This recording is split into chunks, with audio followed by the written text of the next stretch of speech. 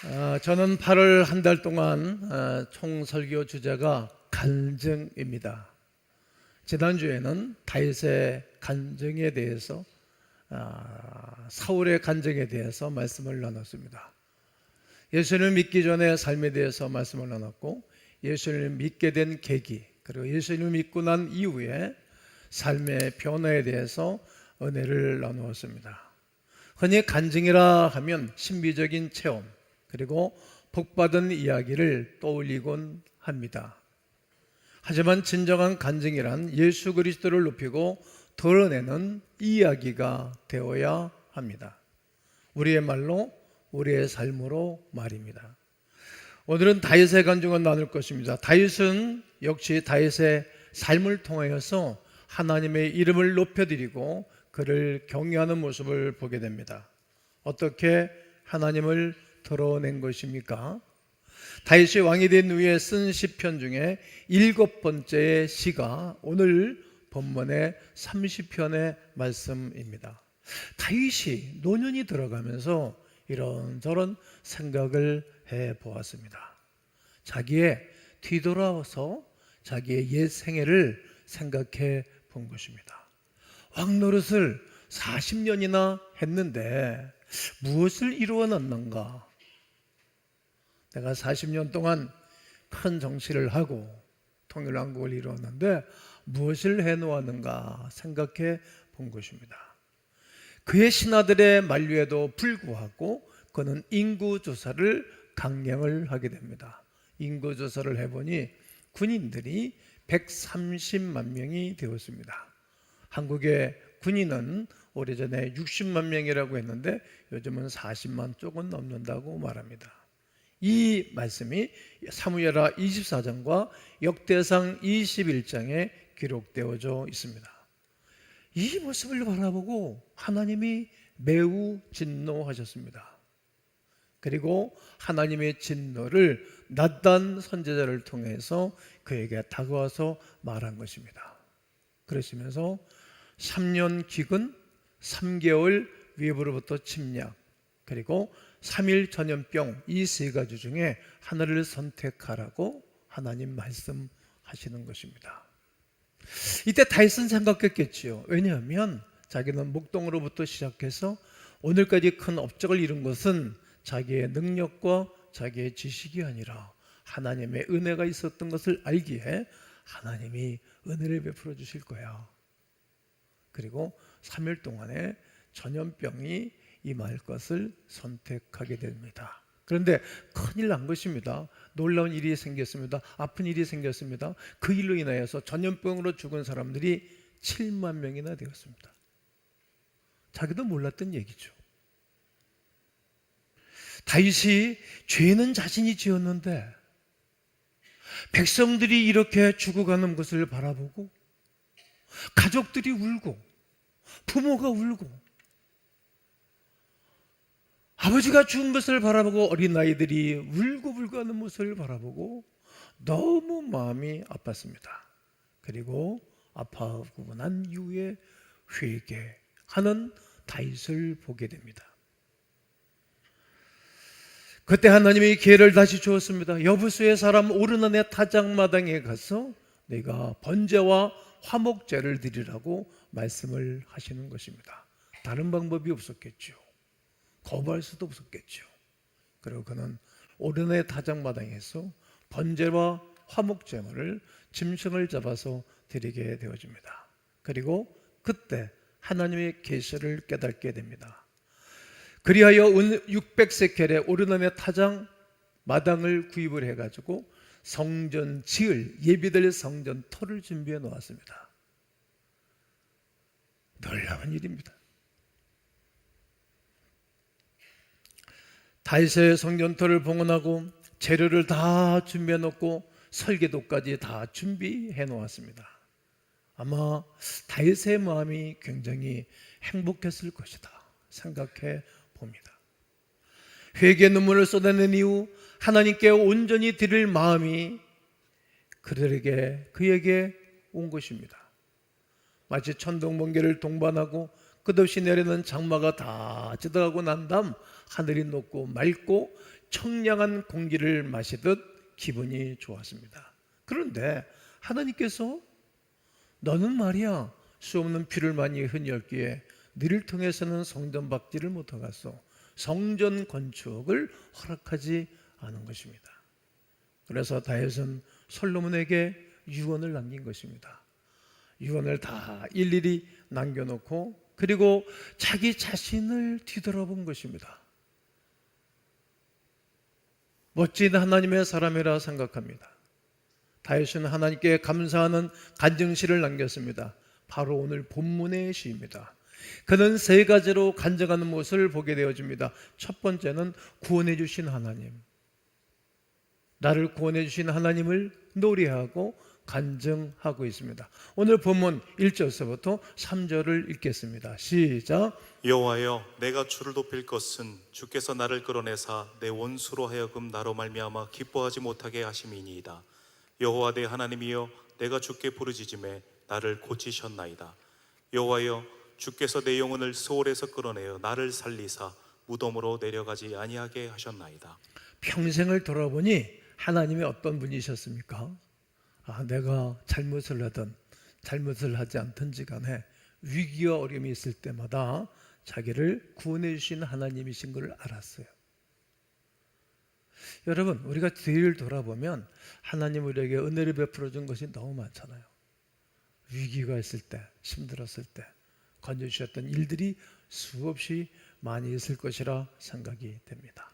원수 앞에 죽을 뻔한 일들이 많이 있었습니다. 그러나 하나님의 원수들을 물리치시고 자기를 끌어내어 구원해 주신 것을 그는 기억하며 알아낸 것입니다. 정말로 다윗은 죽다 살아난 적이 많았습니다. 어린 나이부터 그는 열심히 일을 하고 아버지의 명령에 한 번도 불복해 본 적이 없습니다. 그냥 아버지 양떼를 지키라고 하니까 들판에 나가서 양떼를 지키고 그리고 소를 키우는 가운데 곰이 와서 자기 아버지 양떼를 집어가면 물어가면 쫓아가서 곰의 입을 찢어내고 살려내고 사자와 싸웠다는 거예요. 그러니까 어린 나이에 얼마나 용맹스러운 사람인지 모릅니다. 곰이나 사자에게 죽을 고비가 여러 번 있었는데 그때마다 구원해낸 것입니다. 또한 돌맷돌, 물맷돌 가지고 골리앗과 1대1로 정면으로 싸웠을 때 두렵지 않았겠습니까? 그런데 그는 무섭지 않았던 거예요. 그때 졌으면 그 인생이 끝난 것입니다.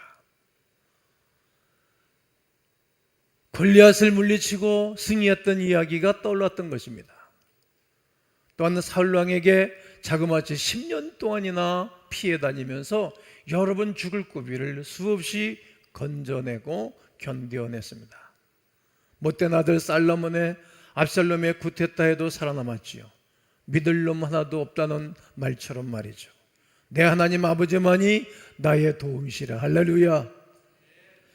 내 하나님만이 나의 도움이신 것을 다윗은 깨닫게 된 것입니다. 오늘 1절을 다시 말씀드리면 여호와여, 내가 주를 높일 것은 주께서 나를 끌어내사. 이 끌어내사가 히브리어로 달라 이런 뜻이에요. 건져내다. 하나님 나를 건져냈다는 거예요. 어디에서? 죽을 수밖에 없는 상황 가운데 있었을 때 그때마다 나를 건져주셨다라고 고백하는 것입니다. 2절에 보면 내가 주께 부르짖음에 나를 고치셨나이다. 이 고치셨다 이 단어가 우리가 잘 알고 있는 것처럼 여호와 라파, 치료하는 하나님이셨다는 거예요. 다윗이 때로는 병들고 공고하고 죽을 수밖에 없는 가운데 있을 때마다 살려주셨다는 말입니다. 몸에 병이 들거나 마음에 상처를 입었거나 영적인 어려움과 고통을 당하는 상황 가운데 있었을지라도 그때마다 나를 치료해 주신 주님을 간증하고 있는 것입니다. 3절에 보면 내 영혼을 수월에서 건져내사, 이 수월은 즉 음부, 죽음의 세계를 말하는 것입니다. 죽음의 문턱까지 갔는데 하나님 거기서 다시 살려내시고 살려내주시고 하셨다는 말. 이처럼 다윗은 권하신 하나님 앞에 감사를 드릴 뿐만 아니라 이어서 간증을 하고 있는 것입니다. 여러분, 한번 다윗처럼 뒤돌아보면 좋겠다 생각합니다.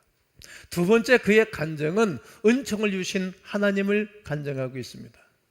4절과 5절을 다 함께 읽습니다. 시작. 주의 성도들아 여호와를 찬송하며 그의 거룩함을 기억하며 감사하라. 그의 노염은 잠깐이요 그의 은총은 평생이로다. 저녁에는 울음이 깃들일지라도 아침에는 기쁨이 오리로다. 자기가 하나님 앞에 노여움과 책망받는 것은 잠깐이라는 거예요. 잠깐. 요 단어가 노여움이 그래. 아프다. 한번 따라해보세요. 아프다. 이게 아프다요. 아프. 잠깐. 근데 요 격한 진노가 잠깐이라고 말하는 거예요. 그 말은 크게 잘못을 저질렀을지라도 그 진노는 잠깐이었다는 거예요. 이 잠깐이라는 단어가 레가라는 단어, 눈 깜짝할 사이라는 거예요. 그러니까 하나님이 자신에게 분노를 이렇게 표현한 것은 눈 깜짝할 사이였고, 은총은 평생토록 부어주신 것을 노래하고 간증하는 것입니다. 이 말이 평생이라는 말은 생명을 가지고 있는 동안 계속, 따라해 보실까요? 생명을 가지고 있는 동안 계속적으로, 우리가 이 땅에 생명을 가지고 사는 날 동안 계속적으로 은혜를 베풀어 주신다는 의미입니다. 사람들의 생각은 상당히 부정적입니다. 사람 것을 생각해보면 고생투성이었다고 말이죠. 슬픔뿐이고 별로 좋은 일이 없었다라고 생각하고 말하는 분들도 있습니다. 그러나 다윗은 사람 것을 가만히 생각해 보니까 하나님께 고난당한 것은 매우 눈 깜짝할 사이 잠깐이었다고 고백합니다. 한번 우리도 생각해 보시죠. 오히려 평생 하나님의 은혜로 살았다라고 고백하면 좋겠습니다. 사실 그것이 맞는 말입니다. 잘 생각해 보십시오. 하나님이 나에게 고난을 주신 것은 얼마나 됩니까? 그럼에도 불구하고 하나님께서는 용서해 주셨습니다. 참아 주셨습니다.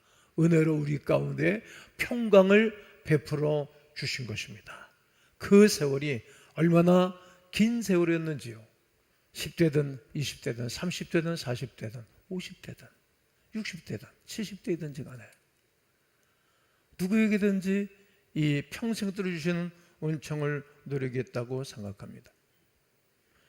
또 저녁에는 누름이 깃들고 아침에는 기쁨이 왔다고 고백합니다. 저녁에는 울면서 잠을 잤는데 아침이 되니까 기쁨의 상황으로 바뀌었다는 이야기입니다. 어쩌면 다윗의 상황은 그들이었을 것입니다. 어제는 사울이 쫓고 오늘은 사울 왕이 평화를 선언하고 다가온 것은 아니기 때문입니다. 어제는 압살롬이 구테타를 일으켰고 오늘은 구테타를 철회하고 용서를 구했다는 이야기도 아닙니다. 어쩌면 상황은 더욱 나빠졌을 것이고 더욱 불편한 가운데 있었을 것입니다. 그런데 어제는 두려움과 근심과 공고함과 고독함과 아픔과 슬픔 가운데 잠자리를 들었습니다. 그런데 아침에 일어나 보니까 마음에 기쁨이 생기고 평강이 생겼다는 거예요. 이런 고백을 그가 할 수 있었던 것은 사실 그렇게 하나님이 자기를 찾아오시고 도와주셨던 것을 기억하기 때문입니다. 하나님께서 그때마다 심령의 변화를 가지고 찾아오셨던 것입니다. 하나님이 함께 하시니까 두려움이 떠나가고 평강을 채워 주신 것입니다. 이 고백이 오래전 다윗 왕의 만의 고백이 아니라 오늘 여러분과 나의 고백되기를 주의 이름으로 선포하고 주의 이름으로 축복합니다. 그리스도인의 간증은 이것입니다. 우리가 바라보는 시선이 달라지는 것입니다. 내 상황과 환경은 그대로라도 하나님이 함께 하심을 확신하면 우리의 시선이 늘 하늘을 향하는 것입니다. 나의 아버지를 향하는 것이고 나의 절대자를 늘 향하는 것입니다. 내 상황과 환경이 그대로라도 하나님이 함께 하심을 확신한다면 늘 그분을 기뻐하고 즐거워하면서 주님이 허락하시는 은혜를 누리고 사는 것입니다. 우리의 가치관이 하나님 나라의 그것이기 때문입니다. 그러므로 다윗이 고백하는 것입니다. 오늘 4절에서 주의 성도들아 여호와를 찬송하며 그의 거룩함을 기억하며 감사하라고. 그의 거룩함을 기억하라, 그에게 감사하라는 것입니다. 하나님은 정말 찬송받으실 분이고 우리의 고백을 받으실 만한 분이십니다. 그러므로 오늘 우리는 이렇게 선포하고 외쳐야 됩니다. 한번 따라해 보실까요? 주여 은총을 주옵소서. 다윗의 세 번째 간증은 은혜를 주신 하나님을 간증하고 노래하고 있습니다. 오늘 6절과 7절을 함께 읽겠습니다. 시작. 내가 형통할 때에 말하기를 영원히 흔들리지 아니하리라 하였도다. 여호와여 주의 은혜로 나를 산같이 굳게 세우셨더니 주의 얼굴을 가리심에 내가 근심하였나이다.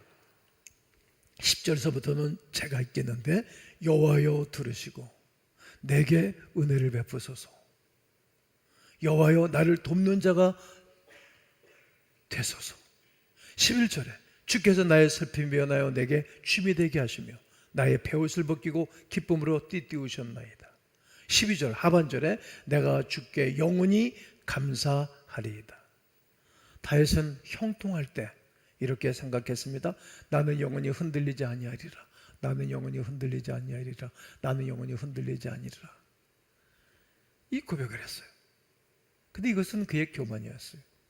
자기가 흔들리지 아니하는 것이 아니라 반석 되시는, 산성 되시는, 요새 되시는 하나님이 자기를 흔들리지 않게 하셨는데 자기가 착각한 거예요. 이제 옛날을 싹 잊어먹었어요. 어렸을 때의 기억을 싹 잊어먹었어요. 내가 지금 이렇게 된 것은 내가 수고하고 노력하고 내가 믿음이 좋아서 이렇게 된 거라고 착각을 했어요. 여러분, 믿음이 내 것입니까? 생명이 내 것입니까? 아닌데 내 거라고 생각한 거예요. 믿음은 하나님이 주신 선물이라고 분명히 에베소 2장 8절에 말하고 있는데 내가 이런 고백을 하게 됩니다. 여러분, 지혜로운 사람, 아주 성숙한 사람은 윗분한테 말할 때 내가라는 말을 사용하지 않습니다. 제가. 여러분, 출근해서 이번 주 한 주간에 사장님을 배울 날이 있으면 제가 이렇게 보고 드립니다. 저는 이렇게 생각합니다. 그런 말을 하면 이 사람 교육이 됐네 볼 거예요. 내가 그러면 어른들이 볼 때 이 사람은 불편한 사람이었어요. 앞으로 잘 키워놓고 잘 세워내면 큰 분란을 일으킬 사람이구만, 이렇게 점검을 합니다. 지금 다윗은 착각하고 있는 거예요. 내가 영원히 주를 주께 흔들리지 아니한 삶을 살 것입니다. 이런 교만을 품고 난 다음에 7절에 보니까 상황이 완전히 바뀌었습니다. 여호와여 주의 은혜로 나를 산같이 굳게 세우셨더니, 하나님의 은혜로 내가 이렇게 굳건히 섰는데 주의 얼굴을 가리심에 내가 근심하였나이다. 자기 자신을 산처럼 높이 확 세워놓고 났더니 하나님이 근심으로 앞을 가렸다는 거예요. 그냥 곧장 먹구름장이 앞에 와서 가리듯이 근심이 생겼다는 거예요. 왜? 하나님이 내버려 두시니까 네 한번 해봐. 네 능력대로 한번 살아봐. 너 그렇게 마음대로 하고 싶니? 그래, 해봐. 네가 하늘에서 뚝 떨어졌냐? 아니잖아. 한번 해봐. 근심이 생겨서 두려움과 번민이 그를 괴롭혔던 것입니다. 어떻습니까? 근심이 쏟아져 들어왔고 고난에 빠져 들어간 것입니다. 하나님이 징계하셨기 때문입니다. 다윗의 가문을 살펴보면 밧사바 사건 이후에 그의 집에 칼바람과 피바람이 끊이지를 않습니다.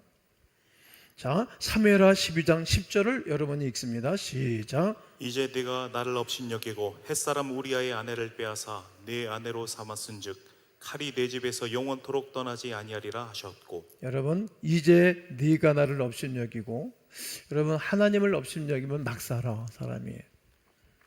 다윗이 그렇게 큰 은혜를 평생 은총을 누리고 살았는데 이제 다 가진 사람 아닙니까?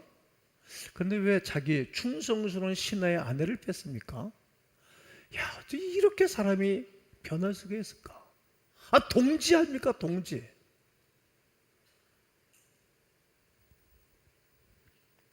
사람이 변질이 되면 하나님이 안 보이는 거예요. 여러분, 배우자를 사랑하면 다른 행동하지 않아. 그래, 어려워지는 것입니다. 네가 햇사람 우리아의 아내를 빼앗아 네 아내로 삼았은즉 칼이 내 집에서 떠나지 아니하고 영원할 거라는 거예요. 피바람이 분다는 거죠. 보응이 온 것입니다. 자기 자식 간에 살인 사건이 일어났어요.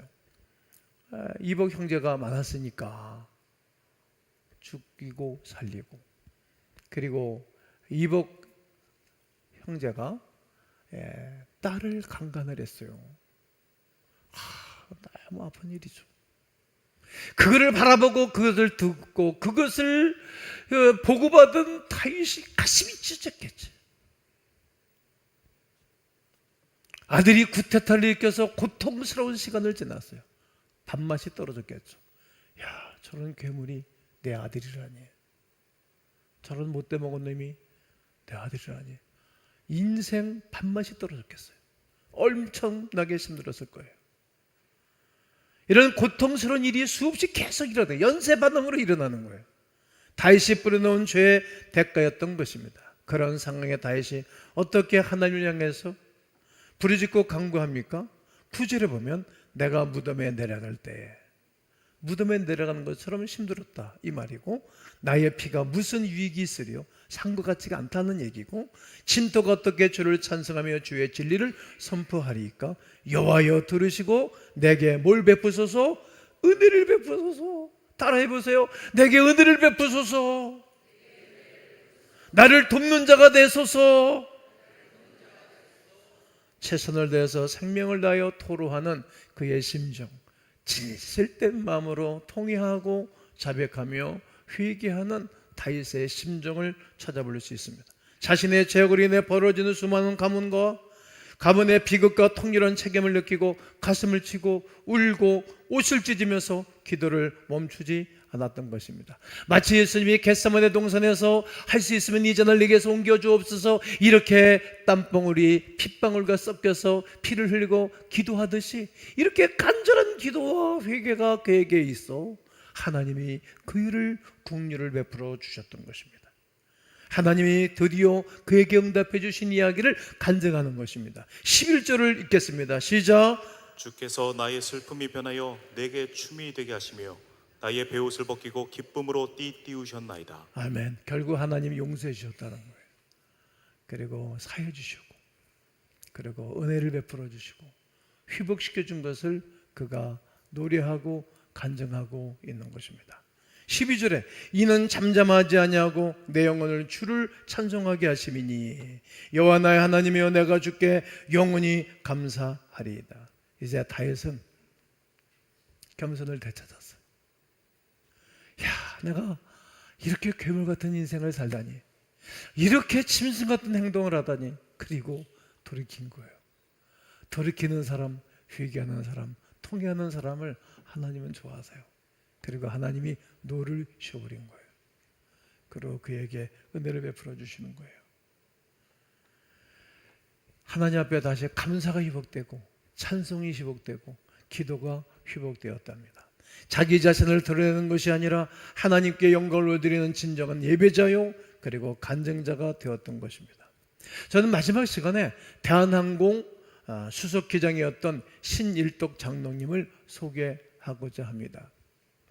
언젠가 신혼부부 60상을 태우고 사이판을 갔는데 이상규류가 생겨가지고 천둥과 번개를 치면서 이 벼락이 그냥 엔진을 때려가지고 엔진에 불이 붙은 거예요.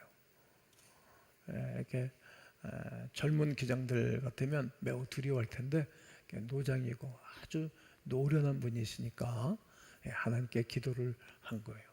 하나님 도와주시옵소서. 그리고 비상 착륙을 하게 하는데 버튼을 눌렀는데 딱 바퀴가 안 내려오는 거예요. 원래 요즘 비행기들은 버튼 누르면 자동으로 툭툭 하고 나오는데 안 나오는 거예요. 부기장한테 핸들을 맡겨놓고 무릎을 좁은 공간에서 꿇고 간절하게 기도를 했던 거예요. 기도를 하는데 부기장이 평생토록 아주 불교 신자였던 이 부기장이 기도한다고 바퀴가 나옵니까? 그 위급한 상황 가운데 비아냥된 것입니다. 그래도 하나님 이 비행기가 제대로 착륙하게 하옵소서. 여기 젊은 부부들이 있습니다. 이 사람들 한 사람도 다치지 않게 하여 주옵소서. 망가지면 다 망가지잖아요. 리더 한 사람이 망가지면 모든 사람이 망가지고, 리더 한 사람이 잘 되면 다 잘 되는 것입니다. 이렇게 기도하고 있는데 하나님이 깨달음을 주시고 감동을 주셨는데, 야, 수동으로 한번 레바를 돌려봐. 그래서 레바를 돌리고 또 돌리고 또 돌리는데 톡톡 하고 비행기 바퀴가 내려온 거예요. 그리고 한 사람도 다치지 않고 안전하게 착륙을 한 것입니다. 부기장이 무릎을 꿇고 눈물을 흘리면서 사죄했다는 거예요. 제가 22년 불교 신자인데 이런 기적과 이런 상황은 처음입니다. 제가 죽을 죄를 졌습니다. 모르니까. 그리고 그 이후에 이 부기장은 회사를 그만두고, 그리고 미국에 가족들이 들어가 살고 있으니까 들어가서 신학을 하고 목사가 됐다는 거예요. 야, 여러분, 이분의 간증이 유튜브로 올라와 있어요. 유튜브 여러분들을 한번 시청해 보시면 좋을 거라 생각합니다. 하나님께서는 우리에게 가장 좋은 길, 가장 좋은 것으로, 가장 은혜로운 것으로 우리를 인도하시는 주님이신 줄로 믿습니다. 여러분, 우리의 간증은 어떤 것입니까? 예수 그리스도로 말미암아 죄 사함 받은 거룩한 백성들이 그 주 예수 그리스도로 말미암아 우리에게 베풀어 주셨던 하나님의 은혜를 간증하면서 또다시 다른 수없는 영혼들을 주께로 인도하는 인도자들 다 되시기를 주 예수 그리스도의 이름으로 축원합니다.